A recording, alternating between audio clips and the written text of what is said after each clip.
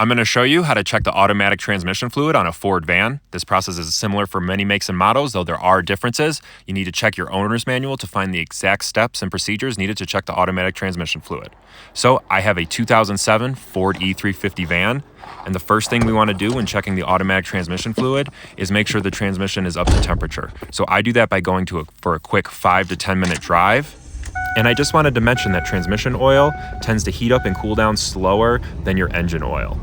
So after a 5 or 10 minute drive, you want to make sure to select all the gears while driving, from low, 2 to drive, and even 3 if equipped, but don't throw it into reverse or park, obviously. And then once you go back and park on a level flat surface to check the automatic transmission fluid, you're going to want to cycle all the gears one last time, including park and reverse. Oh yeah, and don't forget about engaging and disengaging overdrive. So this vehicle is now parked on a level surface, and we're going to cycle through all the gears one final time.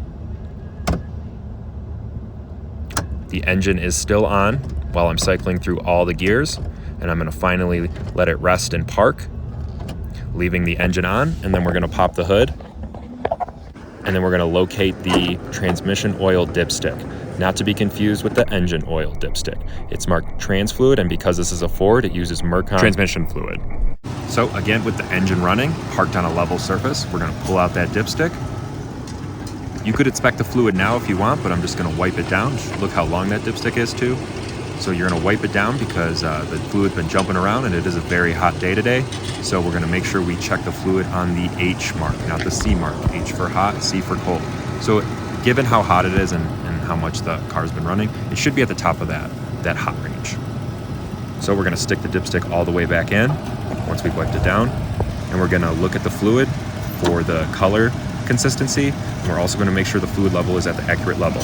So with that dipstick fully in the dipstick tube, we're going to pull that long thing all the way out, and we can see that it is in fact red up until the top of that hot mark, and it might even be a little higher than that, but it doesn't look like it. It looks like it's just at the top, which indicates that the fluid level is at the correct level. Now we're going to take a closer look at that fluid. You can see that it's a nice shade of red. It's not burnt, it doesn't smell burnt, it's not black. So taking a close look at that color, we can see that it is red, indicating that the fluid is where it's still in a good condition, because this ATF fluid is red. It's normally red for all ATF, but some are different, so be sure to make sure you're comparing it to new fluid. But you can see here, I would start to replace it once it got very dark near the black zone. So we'll take a look at that dipstick again just to compare. We can see it has that bright red hue, like it's still new fluid. If you're unsure if you got the temperature correct, to make sure that this reading is accurate, you're going to want to check it when it's cold as well. Turn the engine on, go through the process, go through all the gears, but immediately check the ATF fluid dipstick and make sure it's within that cold range so that you know the fluid is absolutely at the correct level, cold or hot. So in this case, this transmission fluid does not need servicing. We're going to put it back, we're going to close the hood, we're going to call it good.